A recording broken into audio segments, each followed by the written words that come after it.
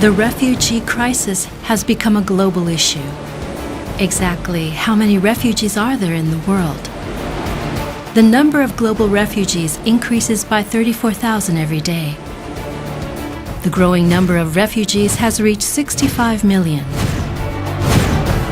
One after another, the Arab Spring, the Syrian Civil War, and the African Civil War of 2011 continued to fuel the fire. All over the world, countries, communities are encouraged to welcome, to support, and to provide assistance to those who are fleeing, who want to save their life, who want to save the life of their children and family.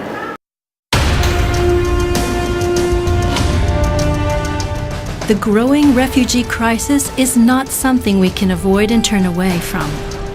What can we do to resolve the refugee crisis as it becomes a greater global issue?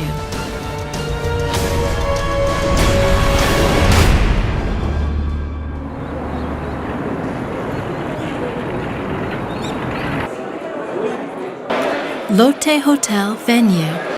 그럼 지금부터 미래 세대를 위한 제2회 선화평화상 시상식을 여러분의 큰 박수로 시작하겠습니다. 한학자 총재님과 홍일식 위원장님께서 입장을 하고 계십니다. 한학자 총재께서는 오늘 제2회를 맞이하는 선화평화상의 설립자로 두 분이신 고 문선명 총재와 함께 세계를 무대로 평화와 참사랑의 이상을 이루기 위해 The co-laureates of the second Sunak Peace Prize were Italian surgeon and the Schweitzer of refugees, Dr. Gino Strada, and Afghanistan's mother of education, Dr. Sakina Yakubi. The establishment of the Sunak Peace Prize was proposed by Dr. Hak Ja-han Moon, wife of the late Reverend Sun Myung Moon, in order to pay tribute to Reverend Moon's ideology and achievements and honor his wishes.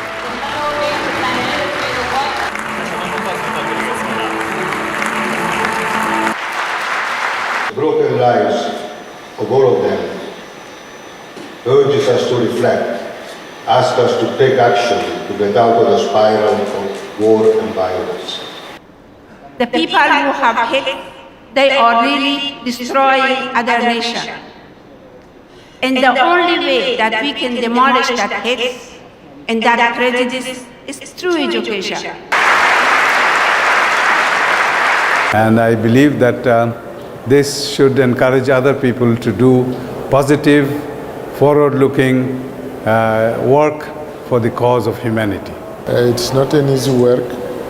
It requires a lot of spirit of solidarity and dedication and love, especially. A lot of love for people.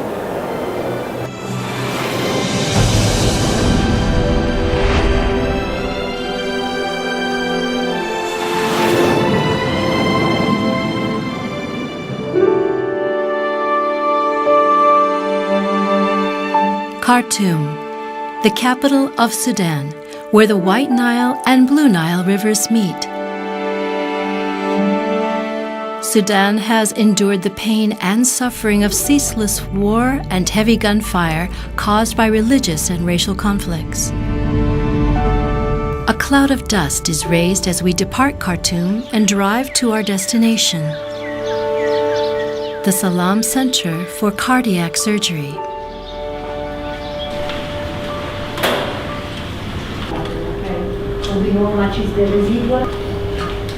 The surgery begins from early in the morning. The operating room is busy with preparations. Among these staff members is Dr. Gino Strada. Put the patients a little bit better.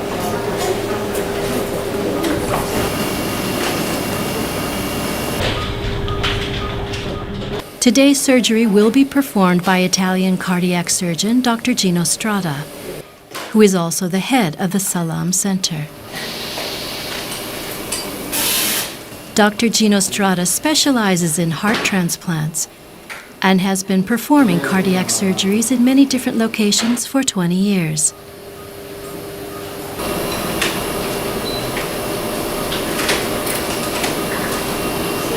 He lives in the operating room. As with any type of surgery, Cardiac surgery requires extreme concentration, and the tension can be seen in the eyes of everyone in the room. Throughout the procedure, the surgeon must dismiss all other thoughts until the moment when the very last surgical instrument is set down. Dr. Gino Strada successfully completes the operation. He cannot take his eyes off the monitor displaying the patient's current condition.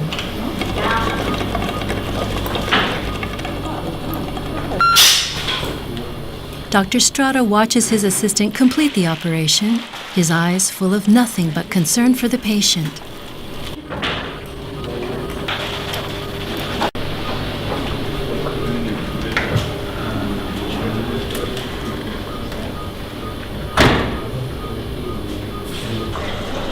Well, it was okay. Unfortunately, the valve was very damaged, so we could not try to repair it. But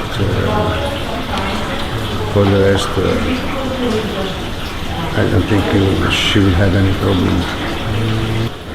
Are you tired now? Are you tired? No. No, we are used to this kind of operation, so this took longer than usual because the girl was small and the heart was small, so it takes a bit more time. No problems. He finishes speaking and enters the operation room again. Okay. I go and drink a coffee. He then leaves to get a cup of coffee to help him relax a bit.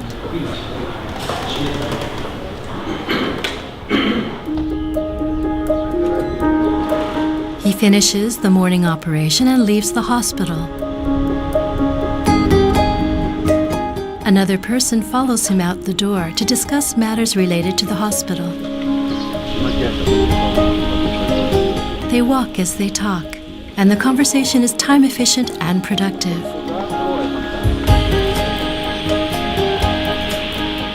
Following the morning operation, a meeting about the hospital, as well as another operation, 24 hours at the hospital flies by.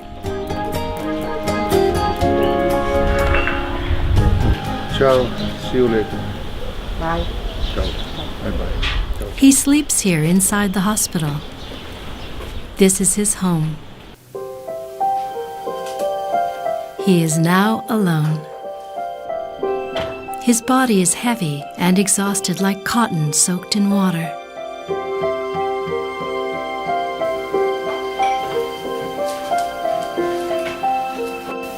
I heard you don't eat lunch so much, man. No. It's okay. No, because if you have lunch, then you are sleepy in the afternoon and more difficult to work. Really? At least for me. The meeting continues even in his home with not even a moment of rest. There is only work, work, and more work. Dr. Gino Strada, who turned 70 this year, gave up his peaceful life in an affluent Italian suburb and chose to live a difficult and uncomfortable life in the severely destitute continent of Africa.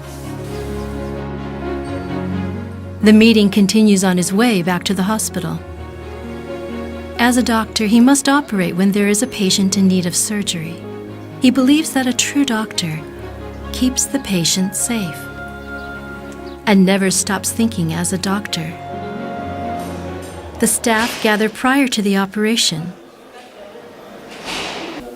He has performed countless operations over the past 40 years and continues to perform 2 or 3 surgeries every day. But he focuses on each operation as if it were his first time, repairing and resuscitating a heart to make it beat again allows him to feel alive and feel the beating of his own heart. 2.8, 2.9 yesterday morning. Technique, experience, knowledge, and teamwork are all necessary to treat patients successfully. But what Dr. Strada considers the most important is passion for the work and dedication to the patients. If you remove the organ valve before, then Day after day, his schedule is the same. Exactly how does he have the strength to continue without getting worn out? Is the video okay? Yeah. He's a really good man and a good doctor. Also, I feel surprised to see a man like Gino Strada working 3 operations per day. Then when I met him at first time, it was in Christmas day last time, and then he was really nice, and is a charismatic person. And I think he inspires a lot to people to do the same thing in this world.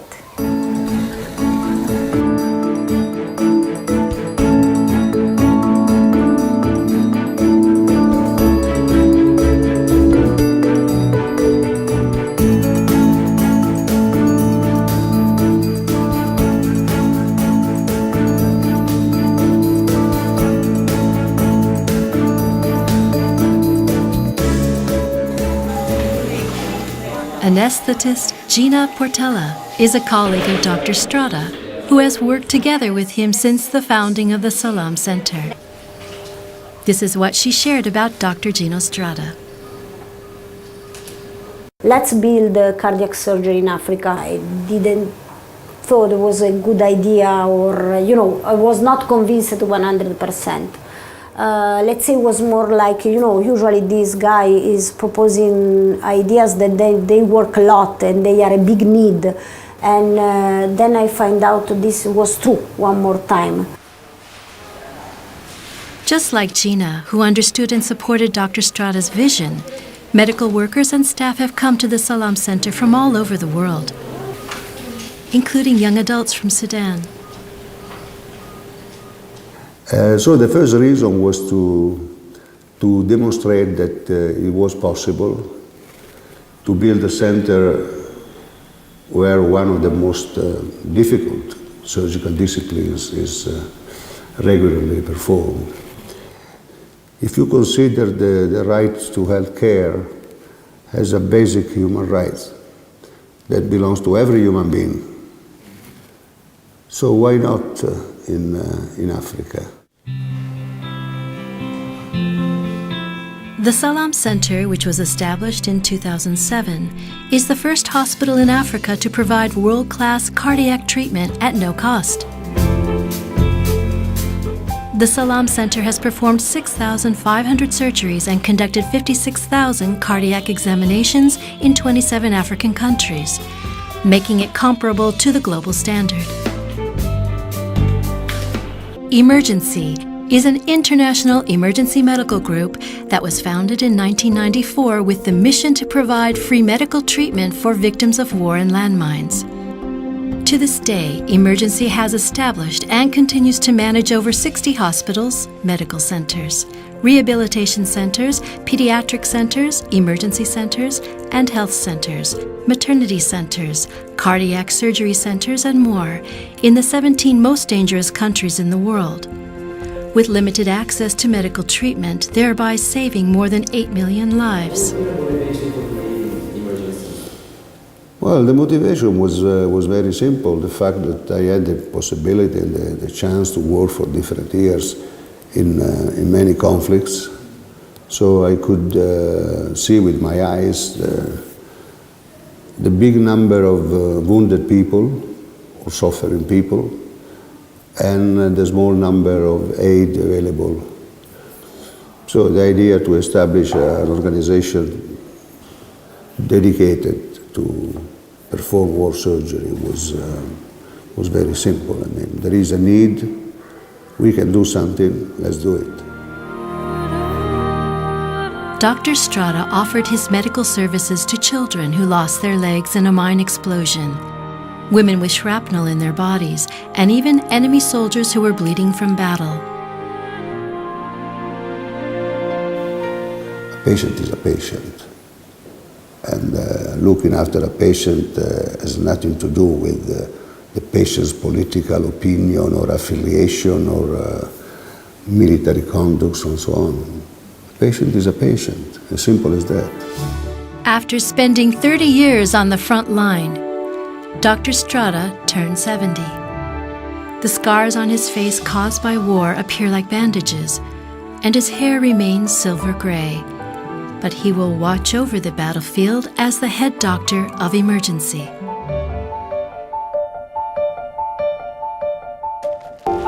Open Heart is a documentary created about Dr. Gino Strada and emergency. The film was nominated for the 2013 85th Academy Awards for Best Documentary on a Short Subject. Emergency's current project is to construct 10 centers in Africa that will specialize in various professional treatments, from pediatrics and surgery to maternity care. The second medical center that will specialize in pediatrics is currently being constructed in Uganda and is scheduled to open in 2018.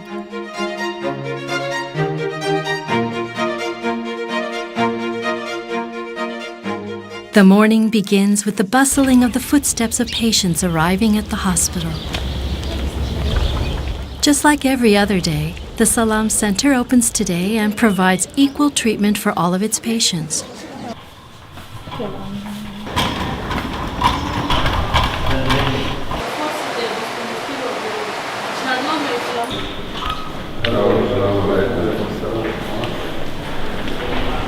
Dr. Gino Strada works every day without fail.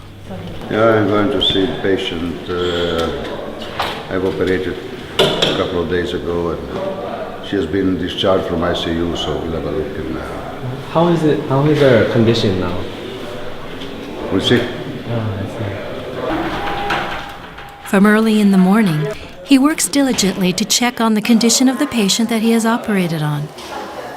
Contrary to his fatigued appearance, his delicate demeanor becomes apparent as he cares for his patients and colleagues.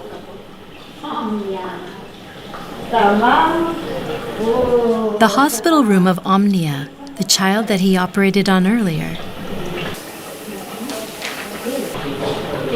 Can you ask her how she's He checks on the child's condition with the help of the nurse's translation. Is she breathing well? He playfully touches her cheek, as if to say he is proud of her for enduring such a difficult procedure.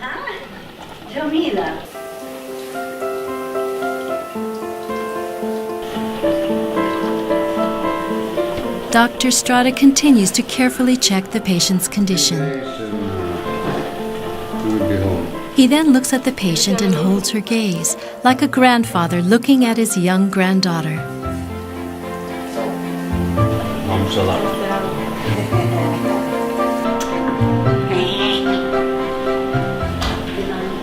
It's nice. I mean, it's nice to see the patient going back to... And it's nicer to see them because before they were sick, and now they're not sick anymore. 2 weeks after operation, you see them running in the corridor. So. The confirmation of a successful operation comforts his heart.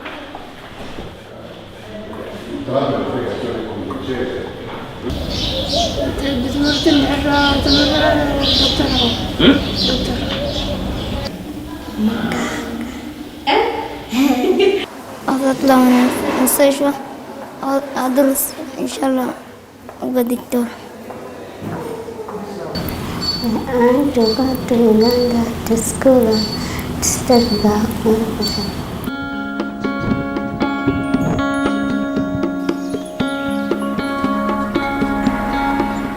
Regardless of where he is in the hospital, Dr. Gino Strada can always be seen conversing with the people around him. Dr. Gino Strada's expression brightens as he sees the children sitting in the hospital garden. Where are you from? Uganda. And what's your name? And how many years? How old are you? 10 years. In the operating room, he is a surgeon armed with his level-headedness. Nice to meet you. But his eyes are warm as he brings himself to the children's eye level and talks to them. From Burundi. He gently touches the child and asks how he is feeling, reassuring him not to worry. Good. But needs some operation. Dr. Strada always emphasizes that he is nothing more and nothing less than a doctor treating his patients.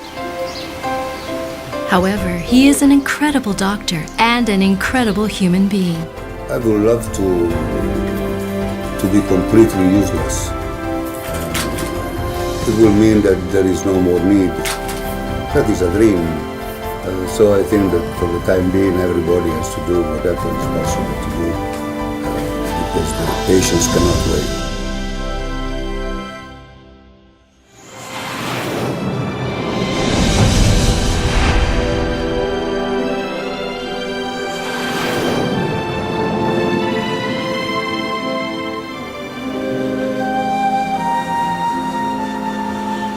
Located in the middle of Central Asia, Afghanistan is known as the crossroads between Eastern and Western civilization. Afghanistan was a peaceful nation that lived harmoniously with others. However, peace and security no longer exist. Devastated from decades of war, Afghanistan became the poorest country in the world. These children learn to read and write, and they love learning. The illiteracy rate in Afghanistan is 90%. If you can't read, then your understanding is limited. It is possible to live without being literate, but that alone is not enough. When people receive an education and engage in critical thinking, the history of their country becomes more rich and vibrant. Dr. Sakina Yaqubi arrives at one of the private schools that she founded in Kabul.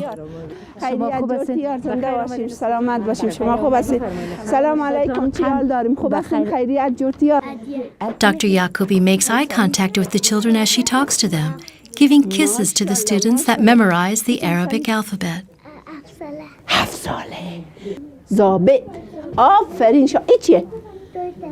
توی تیاره آفرین شاباس. My name is Zalij. My name is Atiye. My name is Sada. آفرین شاباس. شما My name is Mina. You know, sometimes I tease people in US. I said, I will bring my kids and you bring your kids and I will make them in competition. See who will be the winner. I have so much confidence on them. The children play instruments as they sing and dance to traditional songs.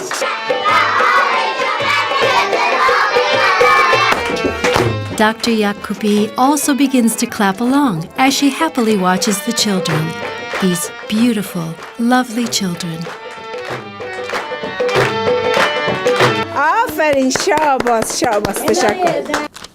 Her to-do list consists of numerous items, and there is often no time for her to rest in between constant business calls. And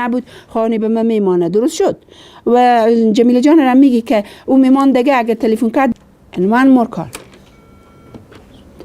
She spends only the morning at her office desk and then moves on from endless phone calls. Okay.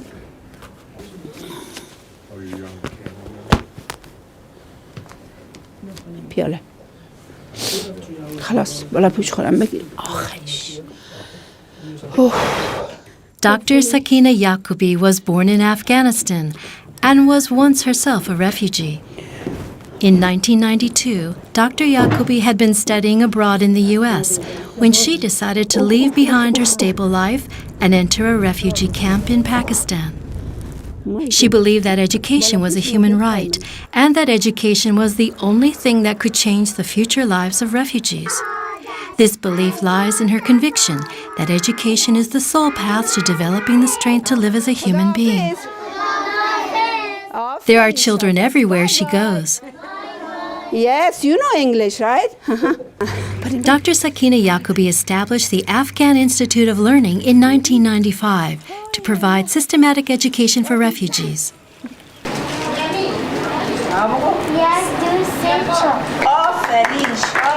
Starting with a mere $20,000, the Afghan Institute of Learning has grown in scale to $15 million.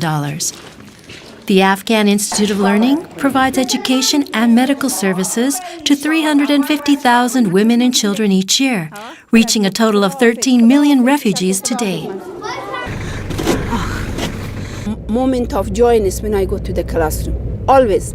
I take a special joy when I go to the classroom with the kids, because I'm a teacher and I become a teacher right away, and I play with them, I ask questions, and like today we didn't do that much, but every time that I spend time with them, I make them laugh, I make them joke, you know. It's joyful. Dr. Yacobi returned to her homeland of Afghanistan.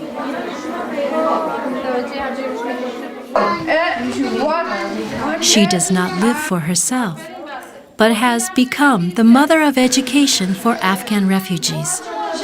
Well, I could see that thousands and thousands of men and young women, they got education. Otherwise, they will never be able to go to school. Never will be able to read and write. And also, doing that, they are changing the country. They are transforming people's mind. They are young people. So I am very happy and joyful because I was able to do that for the people of Afghanistan. It was Dr. Yacobi's unique idea to combat illiteracy by using cell phones to educate students on the widespread use of written language. First we thought it will not work because Afghanistan didn't have that much phone service, did not have the technology, so it was hard. But we got the fund, we bought the small phone, not a smartphone, but a small little phone, simple phone. And so then we designed a curriculum that in that curriculum we had questions, like about 100 questions we designed, that this question the students will answer.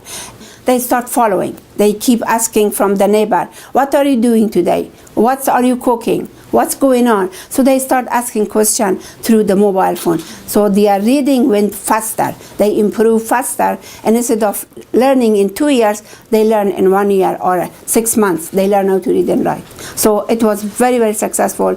And now everybody wants to use the phone. Yeah. And so I feel technology is very useful tool for really advancing the society. I really strongly believe, yes.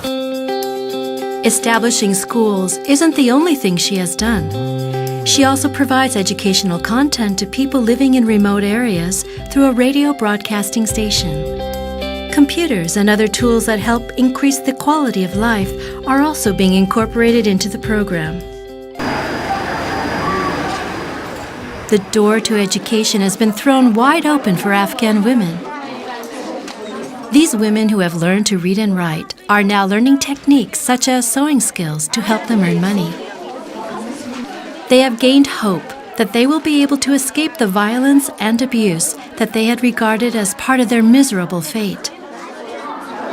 If women change, then families change. If families change, then societies change, and then nations change. Through these Afghan women, Dr. Sakina Yacobi is bringing that transformation to reality. Once they get empowered financially and they get education, and once they get education, they will be able to do bigger and better things. You know, education transforms people, and when they get transformation through education, they are empowered and they get to do many, many things. Through education, Dr. Yacobi is leading a revolution of local communities. دلیلی که ما این سمینارها رو دایم می‌کنیم، این ورکشاپ‌ها رو دایم می‌کنیم که کسایی مثل شما، چون همونطور که گفتیم که شما رهبرای آینده هستید. اما فردوس برینه برای شما تقاضا داریم از خدا.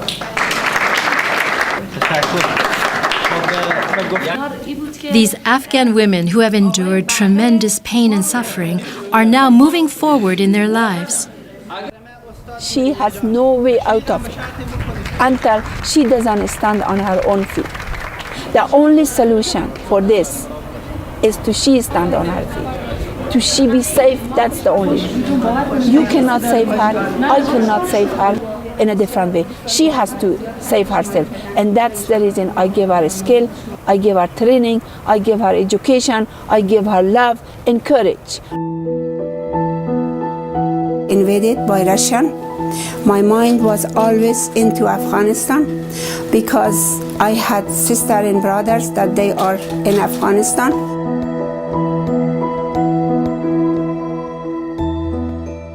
I felt it that at the time that why I have all this privilege, I have good life and those people are suffering.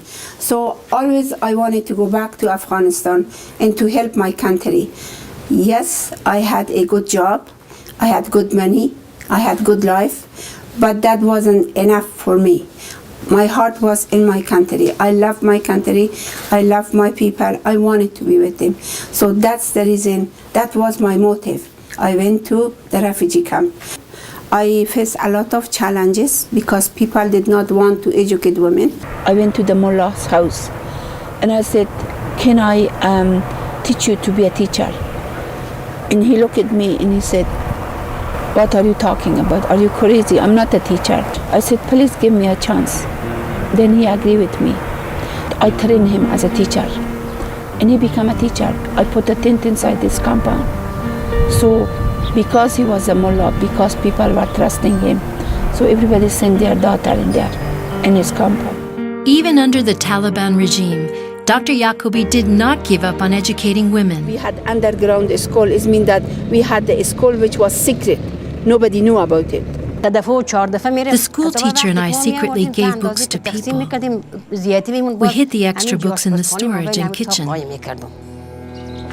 If the Taliban had found a teacher, they would have brutally assaulted her. They would have sent her to prison and executed her. Under the Taliban regime, women couldn't walk by themselves on the street, let alone receive an education. Despite the possibility of losing her life at the hands of the Taliban, if it were revealed that women were receiving an education, Dr. Sakina Yacobi continued to manage 80 underground schools, teaching a total of 3,000 women. Not even the undisputed power of the Taliban's ban of the education of women, nor the dangers of the Taliban's surveillance could diminish their passion for learning. The Afghan Institute of Learning, founded by Dr. Sakina Yacobi, offers personalized educational courses based on the circumstances of each region. The Afghan Institute of Learning holds meetings with regional leaders and implements projects to transform refugees into positive leaders who will revolutionize their local communities.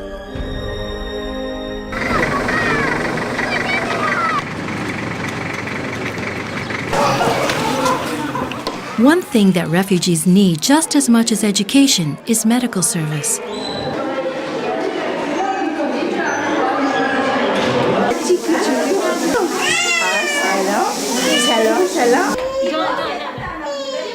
Refugees are barely surviving in the midst of poverty and disease. When I come here, sometimes I go with health. The Afghan Institute of Learning opened a medical clinic for refugees that provides basic medical information and treatment.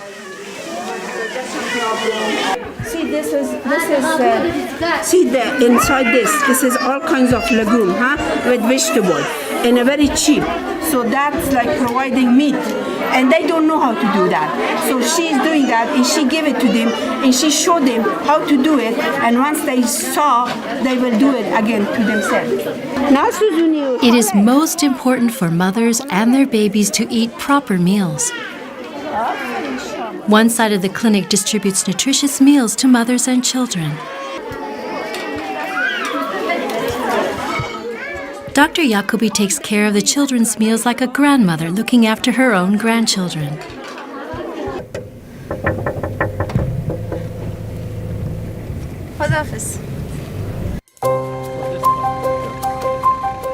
Dr. Yacobi is proud of the education that has helped refugees become teachers. Because now, they will become future leaders who will be able to stand on their own feet and save themselves.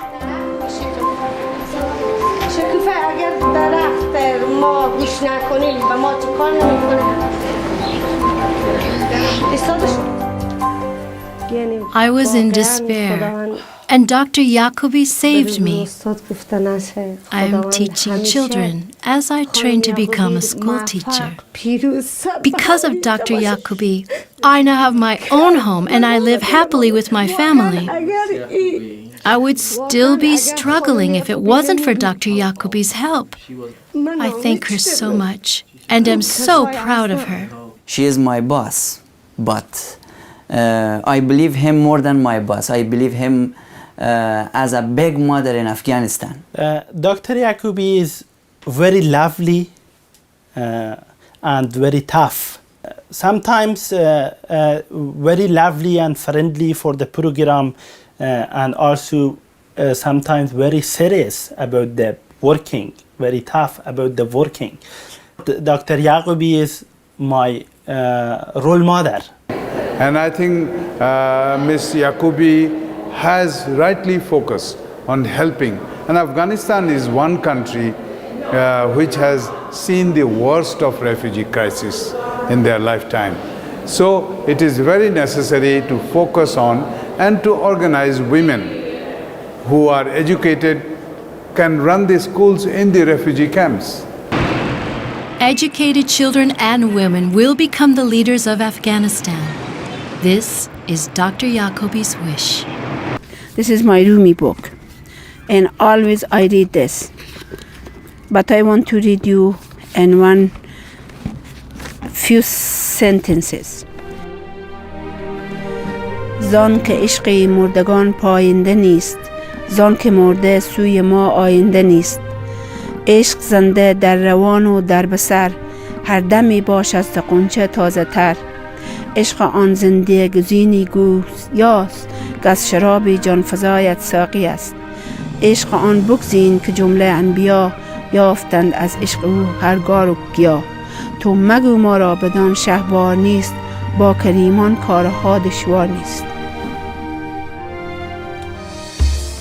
We are now in an age of one global family, where the world is living as one.